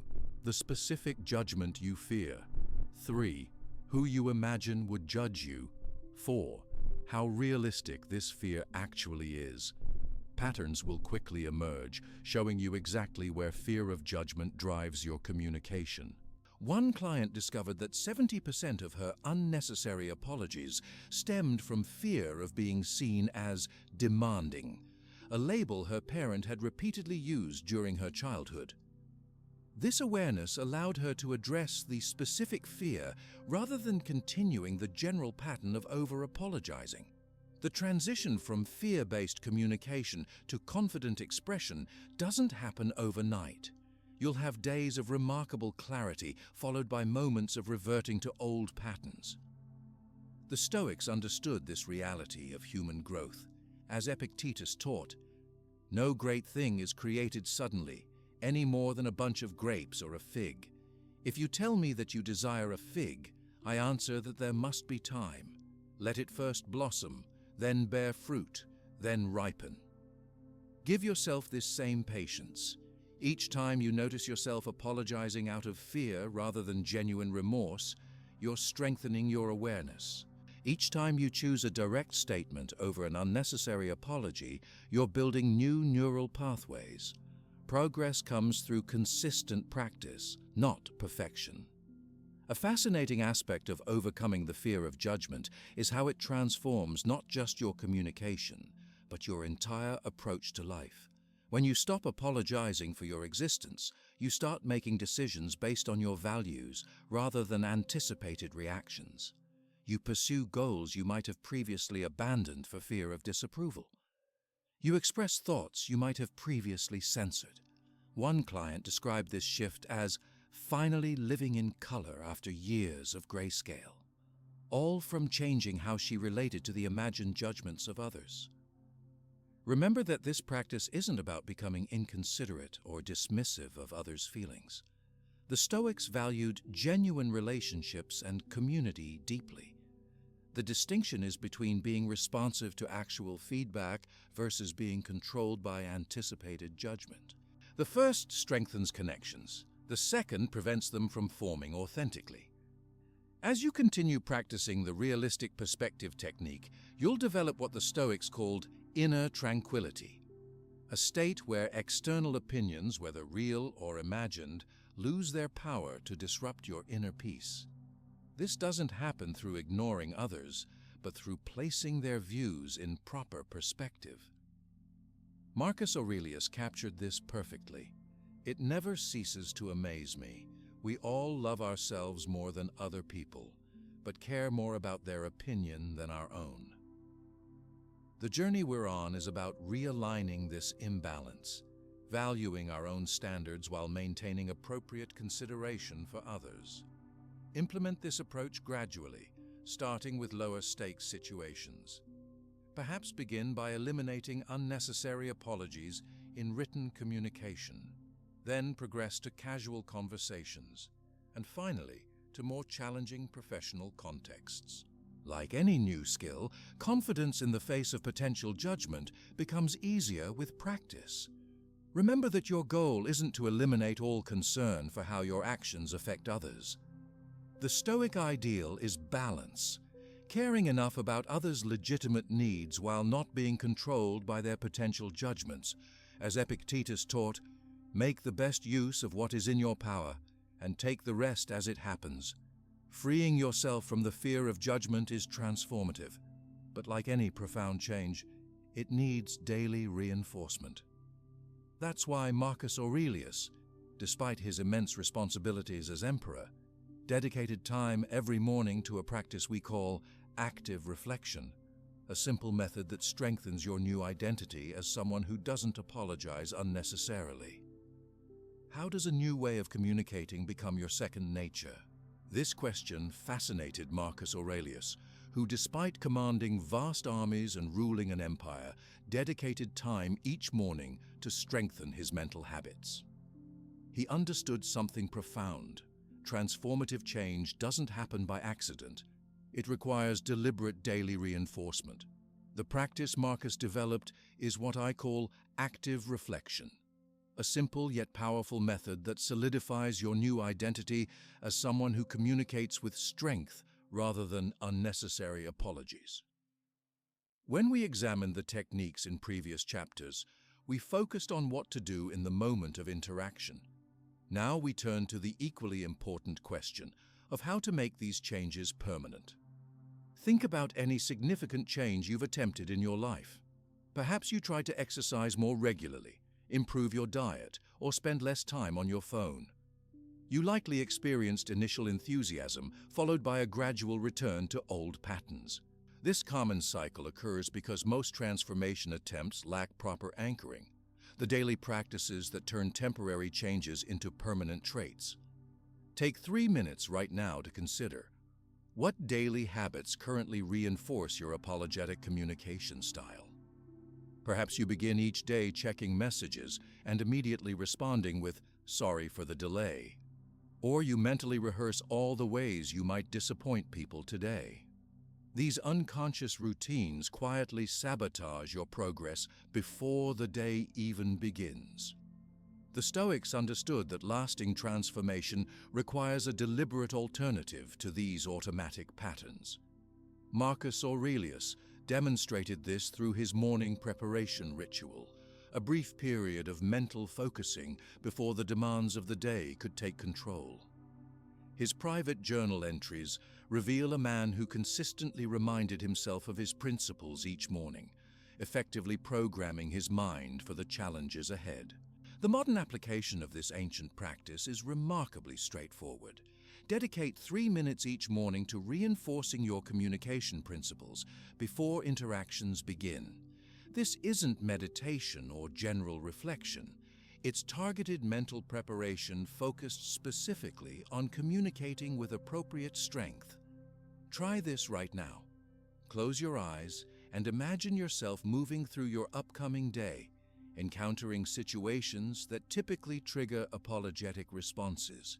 See yourself pausing before speaking, maintaining calm confidence, and responding with clear, unapologetic language. Visualize the specific phrases you'll use instead of apologies. This brief mental rehearsal creates a powerful blueprint for your brain to follow. One client who implemented this morning ritual reported a startling shift. After just 5 days, I caught myself about to apologize unnecessarily in a meeting, and without conscious effort, my brain offered the alternative phrase we had practiced. It felt like having a strong ally in my own mind. This is precisely how new neural pathways form, through consistent, deliberate activation. The 3-minute morning practice follows a simple structure. First, remind yourself of your communication principles. Today, I will speak with clarity and confidence. I will apologize only for genuine mistakes, not for existing, having needs, or setting boundaries. Second, visualize 2 or 3 specific situations where you typically apologize unnecessarily and see yourself responding differently. Third, commit to awareness throughout the day. I will notice when the urge to apologize arises and use that awareness as an opportunity to choose my response. This entire process requires just 3 minutes, but creates a mental foundation that supports every interaction throughout your day. The key is consistency. Even a brief daily practice is far more effective than occasional longer sessions. Equally important to the morning preparation is what the Stoics called evening review, a practice of reflecting on your day's communications to accelerate your learning. Each evening, take 1 minute to ask yourself, when did I maintain my strength today? When did I fall into apologetic patterns? Without judgment, simply notice what happened and mentally rehearse stronger responses for similar future situations. One participant in my workshop discovered through her evening review that her apologetic language peaked during interactions with authority figures. This awareness allowed her to prepare specifically for those situations, developing targeted phrases and practicing the pause technique before meetings with senior leadership. Within weeks, her manager commented on her increased executive presence. What makes these micro-rituals so effective is their specificity. Rather than vague intentions to be more confident, you're creating precise mental pathways for specific situations. The brain responds remarkably well to this focused approach, especially when practiced consistently. Marcus Aurelius maintained his principles under the most extreme pressures imaginable: military campaigns, political conspiracies, and personal tragedies. His secret wasn't extraordinary willpower, but rather systematic daily reinforcement. He understood that principles aren't maintained through grand gestures, but through countless small choices reinforced by daily practice. Beyond the formal morning and evening practices, consider implementing what I call strength triggers. Small environmental cues that remind you of your communication principles throughout the day. These might include a specific background image on your phone with a key phrase, a small object on your desk that represents confidence, a brief reminder set to appear before important meetings, a subtle symbol that represents your commitment to unapologetic strength. One client used a simple red dot sticker on her computer as a reminder to pause before apologizing in emails. Another changed his phone background to a quote from Epictetus: "Make the best use of what is in your power, and take the rest as it happens." These small environmental cues serve as constant reinforcement without requiring conscious effort. Creating a support system for your transformation is another practice the Stoics would endorse. Seneca wrote extensively about the importance of surrounding yourself with people who reinforce your positive qualities rather than undermine them. Consider sharing your communication goals with a trusted friend or colleague who can provide feedback and encouragement. A communication partner can be invaluable. Someone who notices when you fall into apologetic patterns and gently reminds you of your commitment to stronger language. This external feedback accelerates your progress by catching patterns you might miss yourself. Technology can also serve as a powerful ally in this transformation. Consider setting daily reminders with specific affirmations about your communication style, using a note-taking app to track situations where you maintain strength, Recording voice memos, practicing your non-apologetic responses, using text replacement features to catch apologetic phrases in your written communication. One participant programmed her phone to replace "sorry to bother you" with "thank you for your time" in all her draft messages, a simple technological nudge toward stronger communication. How do you measure your progress in this journey? The Stoics valued concrete evidence over vague impressions. Create specific indicators to track your transformation. Count the number of unnecessary apologies you catch yourself before saying. Note how many emails you send without apologetic language. Track feedback from others about your communication style. Monitor your comfort level when expressing needs or opinions without apology. These tangible measures provide clear evidence of your progress, which further motivates continued practice. The transition from conscious practice to second nature happens gradually, following what psychologists now call the 4 stages of competence. First, you become aware of your apologetic patterns, conscious incompetence. Then, you practice new responses with deliberate effort, conscious competence. Eventually, you reach a stage where strong communication flows naturally without conscious thought, unconscious competence. A client described this progression perfectly. At first, I had to pause and think before every interaction. Then I started catching myself mid-apology and correcting course. Now, months later, I simply speak clearly without the apologetic reflex. It's become who I am, not something I do. Remember that setbacks are an inevitable part of this journey. You'll have days of remarkable clarity, followed by moments where old patterns resurface. The Stoics anticipated this reality of human growth.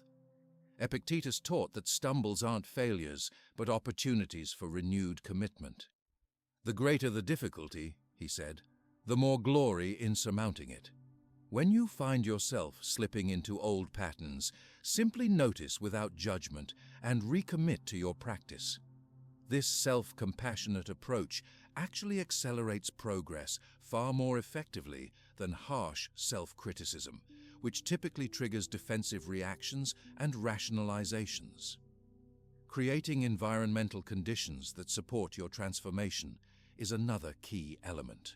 Consider how your physical surroundings and daily schedule either reinforce or undermine your communication goals. Do you allow sufficient time between meetings to maintain your center? Have you created boundaries around electronic communications that prevent reactive responses? Small environmental adjustments can dramatically support your larger transformation. I worked with a professional who realized her apologetic language peaked when she was rushing between commitments.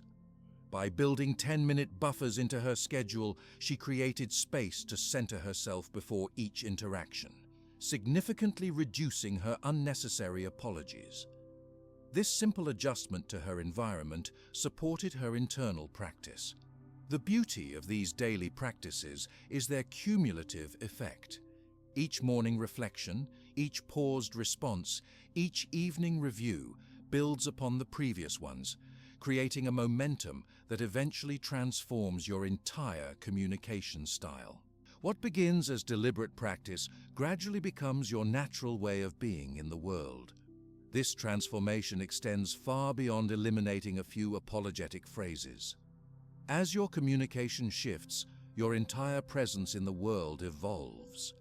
You make decisions more confidently, set boundaries more clearly, and express your needs more directly.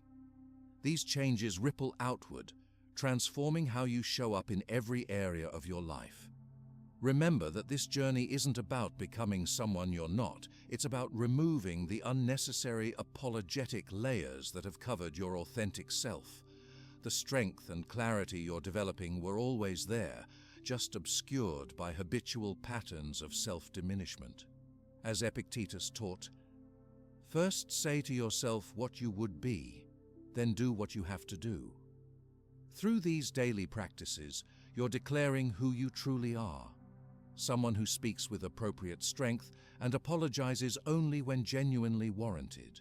Each day of practice brings you closer to fully embodying that truth. This transformation in your communication isn't just about words. It's the beginning of a deeper change in how you relate to the world.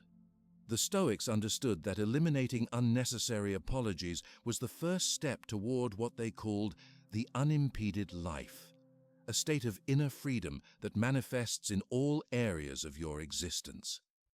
Imagine living each day with the quiet confidence of someone who never diminishes themselves. Picture walking into a room and speaking your mind without that reflexive "sorry" forming on your lips. This transformation we've been working toward isn't just about changing a few words. It's about fundamentally altering how you move through the world. The ripple effects of eliminating unnecessary apologies extend far beyond the immediate interactions. Research shows that professionals who communicate with confident directness are 37% more likely to be considered for leadership roles than those who use apologetic language, regardless of their actual performance quality. But the impact goes much deeper than career advancement. Take a moment to visualize your life 1 year from now after fully integrating these practices. See yourself in meetings, speaking with clarity and purpose. Picture family gatherings where you express preferences without preemptive apologies. Imagine sending messages that get straight to the point without apologetic preambles. Feel the internal shift, that sense of standing firmly in your own worth. What may surprise you most is how this transformation affects your relationships. Many fear that eliminating unnecessary apologies will make them seem cold or inconsiderate. The opposite proves true. When you stop hiding behind apologetic language, people respond to the authentic you, creating connections based on mutual respect rather than anticipated disapproval. A remarkable pattern emerges in the lives of those who've completed this journey. Their closest relationships actually deepen. Why? Because authentic connection requires authentic communication. When you're constantly apologizing, you're presenting a distorted version of yourself, someone who believes their needs, opinions, and very existence require forgiveness. The ancient Stoics understood this principle profoundly. Marcus Aurelius, Epictetus, and Seneca all lived extraordinary lives characterized by deep, meaningful relationships alongside remarkable achievement. Their writings reveal individuals who valued genuine connection while maintaining unwavering inner strength, the very balance we've been working to create. Remember that the Stoics weren't isolated philosophers detached from real-world challenges. They were actively engaged in their societies, facing the same interpersonal complexities we encounter today. Marcus Aurelius ruled an empire while maintaining close friendships. Seneca advised emperors and wrote heartfelt letters to friends. Epictetus taught students who adored him despite his uncompromising standards. Their example reveals something powerful. Eliminating unnecessary apologies doesn't diminish your humanity. It enhances it by allowing your authentic self to emerge. A physical transformation often accompanies this communication shift. As you stop verbally diminishing yourself, your body naturally expands into its rightful space. Your posture improves, your gestures become more definitive, and you maintain eye contact more consistently. These changes aren't superficial. They reflect a fundamental realignment between your inner worth and your outer expression. I've witnessed this transformation countless times. One person who implemented these practices reported, "I used to think I apologized because I cared about others. Now I realize I care about others much more effectively when I'm not constantly undermining myself. My relationships are stronger, not weaker, since I stopped the unnecessary sorries." As your new communication patterns solidify, you'll find yourself naturally integrating the morning reflection we discussed earlier. What began as a deliberate 3-minute practice evolves into a brief, almost automatic mental scan of the day ahead. You'll anticipate potential triggers for apologetic language and prepare confident responses without conscious effort. Similarly, the evening review becomes a natural moment of reflection. Did I express myself clearly today? Did I maintain my boundaries with kindness? Did I apologize only when truly warranted? This simple check-in reinforces your progress and identifies opportunities for further growth. Perhaps most significantly, your decision-making process transforms. When you're no longer filtering choices through the lens of anticipated disapproval, you can assess situations based on your values and facts rather than potential reactions. This clarity extends to all areas of life, from major career decisions to daily interactions. One participant described this shift as removing a filter I didn't even know was there. She realized she had been unconsciously evaluating every option based on which would require the fewest apologies. Once liberated from this pattern, she made choices aligned with her actual priorities rather than her fear of disapproval. The confident pause you've practiced becomes second nature, that brief moment before responding that allows you to choose your words intentionally rather than reactively. What initially required conscious effort eventually becomes your default approach to communication, creating space for thoughtfulness in every interaction. Beyond the changes you anticipated, this transformation brings unexpected gifts. One of the most remarkable is how your genuine apologies gain power. When you reserve "I'm sorry" for situations that truly warrant it, these apologies carry significant weight. People sense your sincerity precisely because they know you don't apologize unnecessarily. Conflict resolution improves dramatically as well.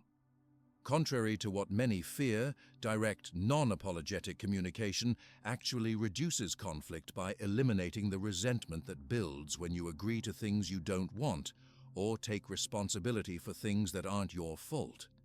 Clarity, even when expressing disagreement, creates healthier interactions than apologetic agreement ever could. The mental energy previously consumed by apology management becomes available for creativity and problem-solving. Many report a surge in innovative thinking after eliminating unnecessary apologies, simply because their minds are no longer occupied with constant social calculus and anticipatory anxiety. Take a moment right now to notice how much mental bandwidth you currently devote to worrying about how others might respond to you. Imagine redirecting all that cognitive energy toward pursuits that actually matter to you. The liberation is profound. Leadership emerges naturally as your communication transforms. Whether or not you hold a formal leadership position, people begin looking to you for guidance.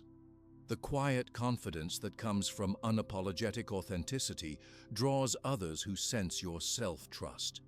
They instinctively recognize the congruence between your words and your worth. This transformation isn't a one-time achievement but an ongoing practice, one that the Stoics would recognize as part of the continuous cultivation of character. There will be days when old patterns resurface, particularly during stress or with people who knew the previous version of you. The difference is that now you recognize these moments immediately and can course-correct without self-judgment. As Marcus Aurelius wrote, "The impediment to action advances action. What stands in the way becomes the way." Even temporary returns to apologetic patterns become opportunities to strengthen your resolve and refine your approach. Each recognition of an unnecessary apology becomes a chance to recommit to your practice rather than a failure. One participant shared how a particularly stressful week had triggered a return to old apologetic patterns. Instead of becoming discouraged, she used the experience to identify specific high-pressure situations that required additional preparation. This awareness actually accelerated her overall progress rather than hindering it. Remember that the goal isn't perfection, a concept the Stoics would reject, but progress, the steady movement toward greater alignment between your words and your worth. Epictetus taught that true freedom comes not from achieving some ideal state, but from continuous practice aligned with your principles. As you continue this journey, you'll likely find yourself naturally applying Stoic principles to other areas of your life. The dichotomy of control that helped you eliminate unnecessary apologies becomes a framework for approaching challenges of all kinds. You focus your energy on what you can influence while accepting with equanimity what you cannot change. The premeditation of difficulties that prepared you for challenging communications becomes a general approach to life's uncertainties. You develop the habit of anticipating potential obstacles and preparing measured responses rather than being caught off guard by the inevitable challenges of human existence. The tranquil dignity you cultivated for maintaining boundaries becomes your default stance in all interactions, neither aggressive nor submissive, but grounded in your inherent worth while respecting others. Try this integration exercise right now. Think of a current challenge in your life unrelated to communication. How might you apply the Stoic principles we've explored? Perhaps the dichotomy of control helps you identify where to focus your efforts. Maybe premeditation allows you to prepare for potential difficulties. Or perhaps tranquil dignity provides a framework for maintaining your position under pressure. The formula for what the Stoics called the unimpeded life is remarkably simple. Accept what you cannot change, act decisively on what you can, and adapt wisely to results. This approach, originally applied to your communication, becomes a comprehensive philosophy for navigating all of life's complexities. To solidify your transformation, consider creating a 30-day integration plan. Each day, focus on one specific aspect of unapologetic strength. Perhaps maintaining boundaries one day, expressing opinions directly the next, and requesting what you need without apology after that. This deliberate practice ensures that your new communication style becomes fully integrated rather than compartmentalized. You'll inevitably face specific challenges as you continue this journey. You might encounter people who preferred your more apologetic self because it made them feel powerful. You might face situations where cultural or professional expectations seem to demand unnecessary deference. You might experience moments of doubt about whether your new directness is appropriate. For each specific challenge, return to the foundational question: would a fair-minded observer think an apology is warranted here? This simple touchstone provides clarity amid confusion and confidence amid pressure. The modern Stoic community offers abundant resources for continuing your growth.